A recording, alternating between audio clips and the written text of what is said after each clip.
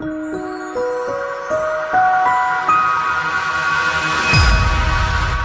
Terry. Hey, Trevor, how's it going? Pretty good. How about yourself? I'm just trying to survive the cold weather, man. It's like 20 degrees in the Carolinas today, man. It's awful. Well, it's a nice, beautiful, sunny day here in the Los Angeles area. That's what I'm saying. You don't have to struggle with any of that, do you? Well, I did just struggle through a cold for 2 weeks. It was like a zombie cold, you know. It would die and come back, and die and come back. So I'm really happy to be through that. So are you full-time running a music school? Is that what you do out there? Yeah, I have a music school that I actually took over from a friend of mine. Yeah. She retired a couple of years ago, and I was looking to make a change, and I was actually running a medical center before that. Oh, wow. So it was quite the difference. But I decided to do it because A, it would help her out, and B, I could work from home. I mean, I could literally walk to the school from my house rather than drive 45 minutes to an hour and a half every day to a place that was kind of stressing me out. Sure. So before the music school, what did you do? Mostly I have a background in either sales or marketing of some kind, and actually construction. Oh, wow. I don't actually have a professional music career. Most of the music and fine arts that I did was in a boarding high school. Oh, okay. So, yeah. So what boarding high school? No, what is that? Explain that to me. Well, when I was a kid, still in elementary school, my older brother, we lived on an island actually, and he went to the mainland for high school and got beat up like his first day or something. Mm-hmm. So it was off to boarding school for him, and then when he finished, I followed, and it was I traveled from Miami when I was 13 to go to a high school in Oregon. Really? So all the way across the country, because it was a heck of a lot safer than the high school in Miami. That is amazing. So I was really fortunate, actually. I grew up in a really safe place with tons of activities in the afternoon. So I was in drama and choir, and ended up in the student staff choir at one point. I was doing honor choirs. I was a singer. Okay. And I played viola as well. So we did ensembles and solos and contests and things of that nature. And then a lot of, drama. And I was in a jazz band too. I was a singer in the jazz band for the school. Awesome. So that's where you got sort of your first experience in the arts and stuff. Yeah, and it really changed me. I went from being super shy to being able to perform easily on stage, and frankly, I find it easier to perform in front of a group than it is to, do individual one-on-one interactions. Although I'm fine with both at this point, but sure, it was music. I found music to be incredibly stimulating and developmental in my particular case, and so I'm really happy to be able to provide a learning environment for other people, sure, to help them have the same benefit, Yeah, and it seems like, I don't know, man, there's just something about, music and what it does to the mind and the brain to help you absorb other information, even if you don't go into music. It's just what it does for you on a psychological level, or biological level, even the connections of the, synapses in the mind for you to be able to use both left and right side logic and the creative side. It seems to me that the entrepreneurs that we work with, the ones that excel, and it just seems like things come to them intuitively. It seems like it's funny to watch. They all have some sort of artistic background, either music or the arts and dance or something, but especially music. It just seems like, people that have been touched by that and have learned that it really is a huge asset to them in their business later on. Oh yeah, for sure. And it's actually been proven by tests of like neurological tests. When someone is listening to music only, about one half of their brain lights up. And someone who's playing music, considering what they're doing, they're using their fine motor skills, they're reading or thinking a language, they're communicating a message, and they're actually doing fractional math at the same time, all at once. Their whole brain lights up. It actually does create new neural pathways for anyone at any age. So I have a video about that on my website, actually. Oh, really? Yeah. I didn't do the video, but I stole it from someone else who did a great job of explaining how music accomplishes that. So you're dead on. I mean, music is huge benefits, but especially for young people in terms of cognitive skill, executive function, decision making, problem solving. All those things come into the purview of learning music and helping someone excel in every area. Yeah, I just see it from observational standpoint, from just in business for 11 years, just working with other business type people. It just seems like a huge advantage for the ones who have learned or been touched by in some way at some level about music. Even though there might not even be playing the instrument anymore or doing the activity, as I get talking to them and I was like, hey, you really did something here. That was very creative. And I get to know them and learn about them a little bit. Inevitably, they always have sort of a music background. So it's just pretty interesting observation, at least anyway. And I hope, we homeschool our kids here, and music's always been a part of our homeschooling curriculum and what we do. But I hope people that are in school situations will all, even if they have to go outside of the school system, make that a part of their kids, curriculum, because it's going to help, Absolutely. Yeah. So that's great. And the funny thing is my taking over this school, and I'm hoping to take some of our programs out on a national level. The reason I was looking for something like TW3 was so that I could market our school and our programs with that level of intensity, to bring it out on a national level. Cool. So you just to accomplish what you're talking about. So you could laser focus on people. Yeah, I've got a friend of mine who's a worship leader at a church. He has been, of course, he's the music director at that church, worship leader. And he also, during the day, he provides guitar lessons.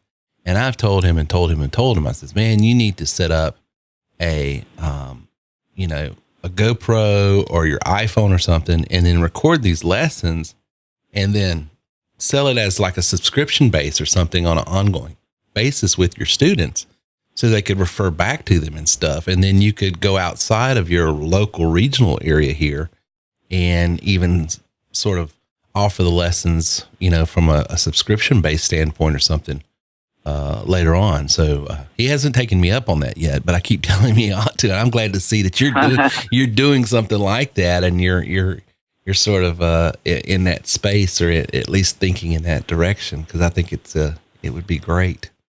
Well, let's get in. Let's get into TW3 a little bit. About you've been with us how long now?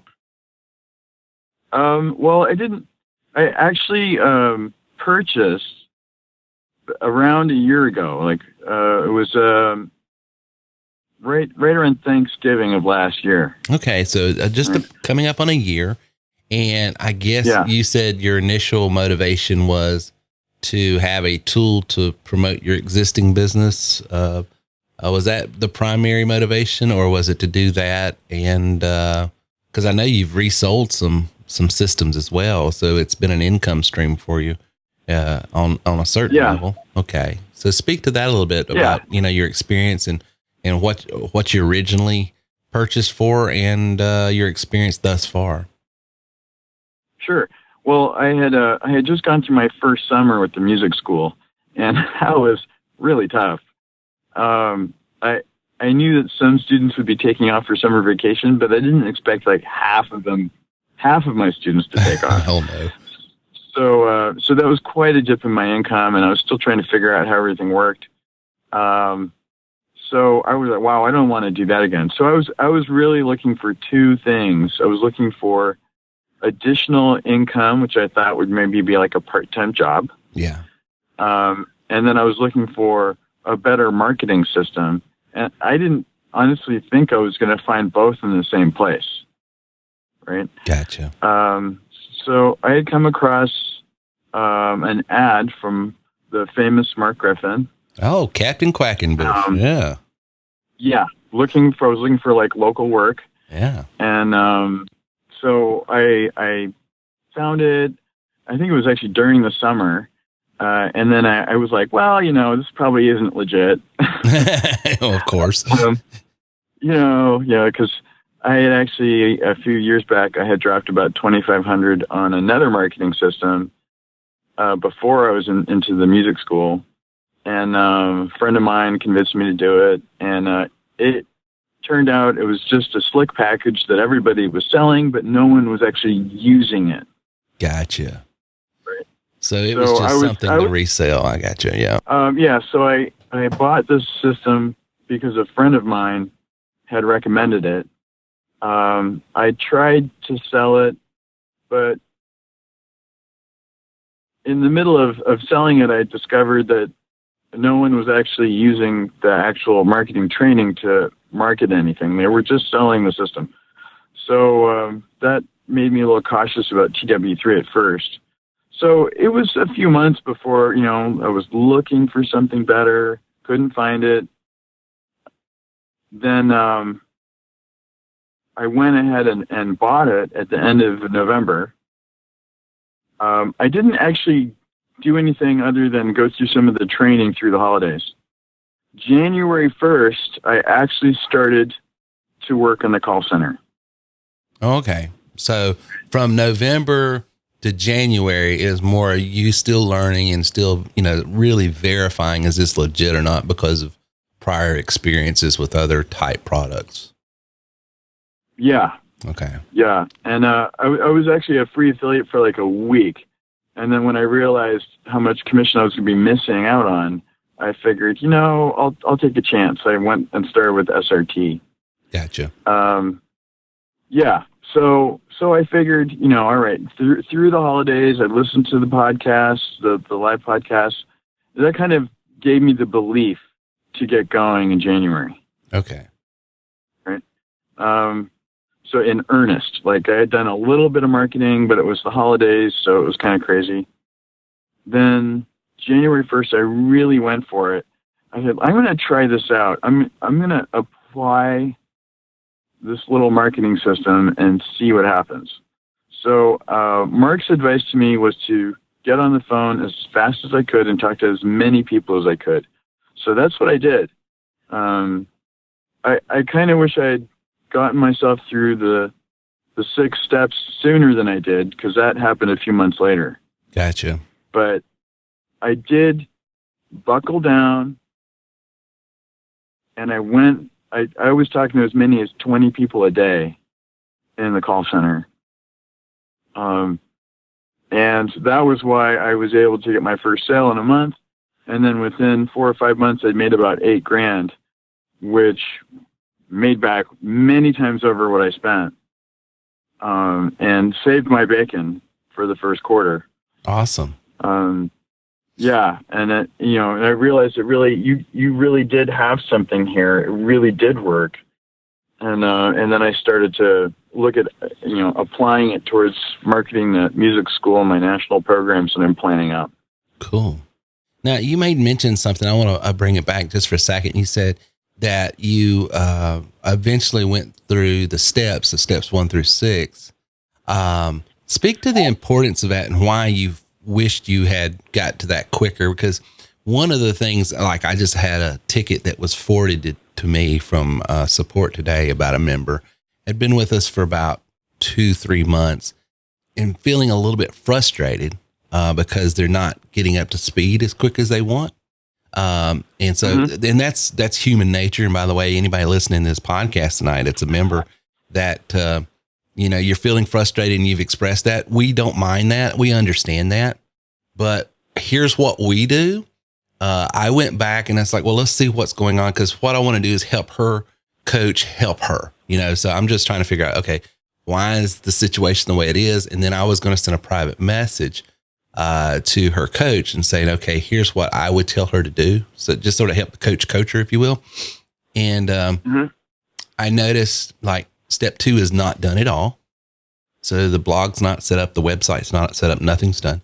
No leads have been, she has got her funnel set up, but no leads have been captured at all, which means she's not speaking. She's got 0 leads, which means she has 0 chance of making a sale because, if you don't have anybody to speak to, there's no chance. And so that either means that there's no activity. She's not, driving traffic to her funnel, or there's a technical problem with her funnel, one or the other. So, you have to isolate what's going on. So that I'm going to be communicating that with her, with him, but I just wanted you from your own perspective, why is it important, those steps? And cause you made mention, I wished I'd gotten to it sooner. From your perspective, why do you think you should have gotten to it sooner and made sure your activity was, doing what it should be doing? Yeah, well, of course. Well, there's a couple points I think I would cover. First off, the fact that you can actually make money without having everything set up is in itself awesome. Well, sure. Like you don't have to be a technical guru to make money here, but you do need to have some things in place. But that said, if I had gotten through all the steps, especially step 4, I would have understood much better how everything was put together in the background. Right. And I would have avoided making some mistakes when training my first affiliates because I didn't understand how it worked. So I couldn't train them very well. Gotcha. Right? I made mistakes I didn't even know I was making. Gotcha. Right. Yeah. So when I finally got through step 4, I was like, oh, and then I had to like backtrack and fix a bunch of stuff. Gotcha. Right? But I don't know how much traffic I lost, but it was probably considerable. Now on the blog on step 2, I actually come from a bit of a blogging background. So, and by the way, I'm going to interrupt you right there. I read something you wrote the other day in a review. Matter of fact, I'm probably going to link it to this podcast. And I'm going to have you write on my blogs from now on. That was very well written, my friend. I could tell you are a blogger. Man, that was awesome. Thanks. Yeah. My dad was a professional writer and I learned how to touch type from about the age of 8. Oh my word. So we had 5 electric typewriters in my house between my mom and my dad. If you didn't know how to touch type, like you would be disowned. Like what's wrong with you? Well, man, it was perfectly concisely written. I was like, I wished I could articulate with a typewriter that well. I mean, that was just awesome. Oh, well, hey, I'm happy to edit your stuff in exchange for one-on-one coaching. God knows I need it. If anybody's read my blog, it's like, how does this guy make a dime? Yeah, well, it's part of your charm, I think. It also, I think, it helps people underestimate how smart you actually are. So, yeah, it's strategery. Yeah, the strategic advantage over your enemy. They have no idea who they're dealing with, actually. But on the blogging end, what a lot of people don't understand, especially if they're new to this space, is that a blog is probably your biggest advantage over other websites, your competition or otherwise. And this is because Google likes content. So if you have the same 5 pages on your website, about us, contact us, our services, our products, and you never add to your website, then Google's not going to be that interested. Sure. One of the huge advantages with TW3 is that we're all on the same website in a way. Like, you have this whole network of pages, which is like, basically bringing a bigger hammer to the table when it comes to showing up, right? Right. And when you add to that on your own personal mobile optimized blog in TW3, constantly adding blog pages because every blog page you add, every article you write, every curated article adds another page to your site, which makes it more interesting to the search engines. Right. So it's a huge advantage to the long-range plan of generating traffic because you'll show up better in the search results. And then couple that with all the other tools of driving leads that TW3 provides. I mean, it's kind of game over for your competition if you actually use everything. Absolutely. Right. And I know from teaching blogging in the past, and I actually used to have like a Facebook marketing class back in like 2010. Only about 20% of your competition is doing any blogging at all. And usually only about like 4 or 5% is doing a decent job at it. Right? Wow. So getting set up in step 2, and learning how to use the curator tool and just doing a little bit of that every day or every week is going to be huge in the long run, and not necessarily all that far away. I mean, just by blogging a couple times a week, I took a guy who was unknown in his field and made him a mini celebrity in about a year. Wow. That's pretty cool. Well, everybody knew this guy by the time I was done with him. Wow.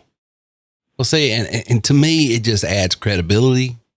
It adds, I joke all the time, one of the reasons one of our neighbors is involved in our business now is because he comes from a medical background. He's meeting with CEOs of hospitals on a day-to-day basis. And so this guy's dressed to the tens all the time. He's a good friend of mine and neighbor. And you see him on the podcast from time to time, but he always joked, he said, I got to figure out what Terry's doing, because he dresses like a bum and he's always making money.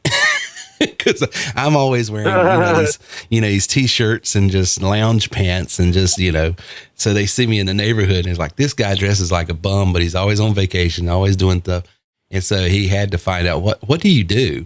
And when I told him, I was like, well, I don't invest in my clothes as much as I do my blog and my website. And I said, my online presence is my dress for success.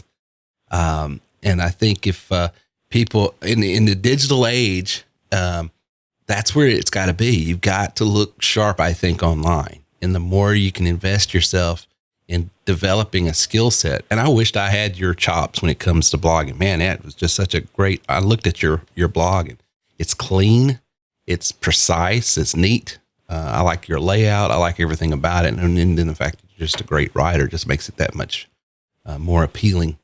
But it is, you've got to have that. And then you're right with these, what we call offline tools, the dialer and the texter and everything else. You can then it's just you can just start driving traffic from somewhere that's not online back to online, because everybody's got a phone in their pocket and you're just driving them right back through a bulk email, a voicemail drop on their cell phone, or a text. And it's going right back. Yeah. To, it's almost frightening what you can do with TW3. It is. And then you say, well, I don't have a product. Well, they would give you a product to sell. Well, I don't want to sell TW3. Well, here's some RMP stuff that you can do and just give away, so it literally is a business in a box. And, man, we're so glad that you're part of it and part of the family. I took notice of you about, I guess, halfway through the year. Well, I think around the first of the year, because you're a musician. So anytime someone starts talking music, I'm going to perk up because I'm got a kindred spirit there. But then I started seeing the business you was writing and things like that. And you just been coming on board. So you came on board in January. Talk to a little bit about your experience over the past year, the business you've wrote, and encourage people about TW3, about, what you can do with this platform. Well, I went for broke in the beginning, the first few months, just talking to people. I should have spent a little more time on steps 1 through 6, but that really, really worked. Just getting on the phone, using the scripts, talking to as many people as I could. And that just built up the momentum I needed to get those initial sales and, pay myself back for what I had spent. Sure. Many, many times over. But it also, at the same time, showed me the basic funnel that I could use everywhere else, right, for other products and services. Right. So I did get kind of interrupted around May and June, because that's when we have our big awards recital for the school. So that kind of went straight onto that and nothing else. Sure. But then during the summer, I started to implement a basic funnel for music lessons. Just pretty much the same thing that I'd done to sell TW3. Right. In preparation for the fall semester. I ended up with so many enrollments that I basically ran myself over. Right? I was like, hold up now. This isn't going to work. I got so many new students. I don't have time to process them. Oh, my word. I'm going crazy. Like, I got to find a teacher for this kid because it's been like a week. What am I going to do? And then I applied I actually applied your LinkedIn strategy to find teachers. Nice. And I was able to locate a really high quality teacher in about 3 days with the same strategy. I'm like, wow, this is like solving problems all over the place. And just turn them into your own RMP. Yeah, basically. Yeah. So now that's going to lead into I'm developing a program that is going to be it's a portable piano workshop. Right. Okay. It's going to be we're going to be testing it out on the 1st of December locally, but this piano workshop can be drop shipped into any group, any community, any youth group, any school. It's an 8-week program for beginner students of any age, right? Oh, yeah. TW3 is going to be instrumental in marketing this. Awesome. I like that, instrumental. I like that. Pun intended. Pun intended. You're such a writer. And I know, right? And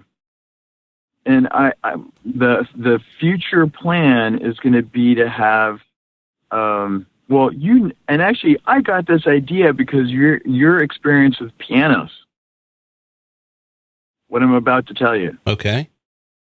Right? Because I realized because of the status symbol of having a piano in your house, mm-hmm. I am pretty certain there are millions of pianos that are sitting unused in someone's foyer or a room. Yep. They're just too damn expensive to move. Right. Right? So you got hundreds, maybe millions of pianos around the nation that no one's using. And there's millions of kids that don't have a music program that they can access. Right? Right.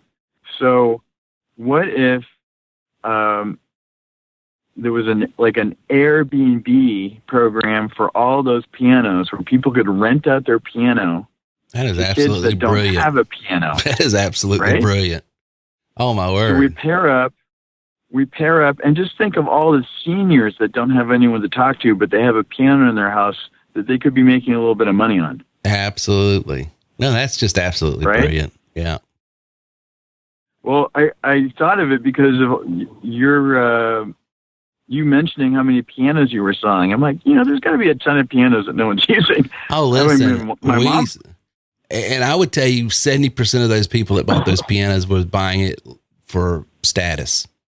They wanted, and the reason, and they put the player thing on it, so, we sold a ton of the Yamahas and the Young Changs and all these with the piano disc system on them. so that they would just play Oh, throughout. okay. Yeah. Because the people couldn't play, but they just wanted a player piano in the house playing, in the foyer and stuff. So absolutely, there's a ton of pianos out there that, unless the remote control or the CD is in it, they're not going to be played. Huh, that is hilarious. Yeah. Well, just imagine if we started a music program in an area and then had using TW3 to market it, we brought in local mom and pop businesses, that not another music school, but like local, the pizza place, Color Me Mine or whatever. And they co-sponsored music educational programs in the area. And then I just used TW3 to drive leads to them for participating. Brilliant. Absolutely brilliant. Yeah. Cause here again, you're connecting people with an asset that, is not making them any money. So it's liability. You're converting it as an asset to them. And then you're finding people that have a need for a piano, and you're just the middleman in making it happen and monetizing activity. That's just beautiful, man. That's just brilliant. I love it. Love it. I hope it works. Well, you won't know. And it's, in the digital age, it's not going to cost much to try. That's the beautiful thing about all this stuff. You try it and see it and then work this. If that don't work this, and just massage it here, massage it there. And then when you find the magic formula, you scale. I mean, that's just the brilliance. Exactly. Of, the online business model today. I love it. Well, Trevor, I know you're a busy man, and I know I've got you on the cell phone, so I hope I didn't catch you while you're out driving in that LA traffic, because I know it can be crazy out there. But oh no, I work from home. So. Okay, good. Well, I appreciate you taking the time with us and making special accommodations for me, because my Saturday, my family said is occupied, so I can't do Saturday for you. So I appreciate you making accommodations for me to call you on this Friday night, so we can have this played on Monday night's podcast. I think we're going to put this on this coming Monday night, so it's great. Do you? Oh yeah, absolutely, and happy birthday! Happy birthday! I was trying to stay away from it, but I appreciate it. Thank you so much. Yeah, how does it feel to be 35 again? I'll eventually get it right, so I won't have to keep repeating it 10 times. Hey, what's a good website address to give out so people can connect with you? Of course, we'll have the links in the show notes here, but I'd love for our audio listeners of the podcast to be able to connect with Trevor if they want to. Oh, sure. My music website is funmusicforyou.com, which is the letter 4 and the letter U, so it's shortened. funmusicforyou.com. Got it. Funmusicforyou.com. And then and then the because Dead Boring Serious Music School was already taken, so I went with the fun. Yeah. And then my TW3 site is tw3marketmakers.com. tw3marketmakers.com. tw3marketmakers.com. Well, that's awesome. Yeah. And what's your extension in the call center, just in case someone wants to dial you up? Do you have that readily available? Yeah, it's 11625. 11625. So that's 800-673-1728. 11625 is his extension. And so for you guys out on the left coast near Trevor that would like to talk shop, got something to do with music, he can help you out in growing your music business, and also help you start a business from home. He's there anywhere, 24/7 online, and then probably he's got some business hours, but he'll get back with you if you call. And so that's awesome. Well, Trevor, I appreciate you taking the time, and appreciate you being part of the family. Yeah, and thank you, and I super appreciate you putting all this here for us, because it's been a huge boon. I don't think I could pull all this national marketing stuff off without you guys.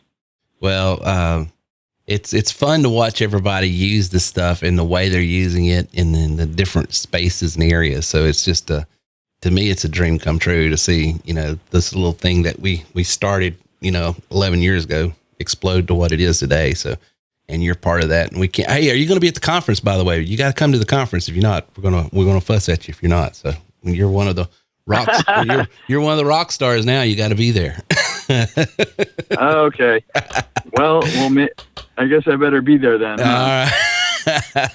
Got me on the spot. I won't twist your arm much. If you can't, I understand, but hope you can make it to the conference because I'd love to sit down with you and talk shop, talk music for a little bit. Who's your favorite band? My favorite band. I kind of lean over on the singing side, so I have to say Adele and Michael Bublé. I like Michael. I like both of those. Good, yeah. Okay. Yeah, I'm always impressed at Adele's writing. Yeah, her lyrics are pretty spot on.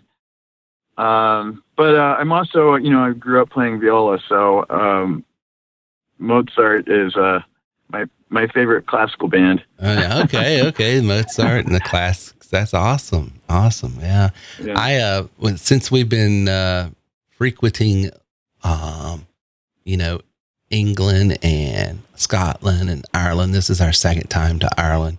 I don't know why, and it sounds weird. I guess it because I think he's a Scotch, but vocalist wise, I find myself listening more and more to old Rod Stewart stuff.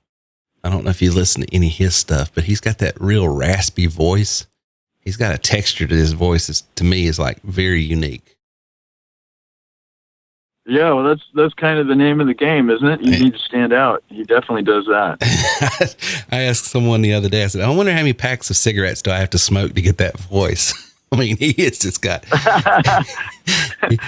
got a rasp like no one I've ever heard. But anyway, well, listen, brother, I'll let you get back to it. Thanks for being on tonight. You bet. All right. Talk to you later. Thank you.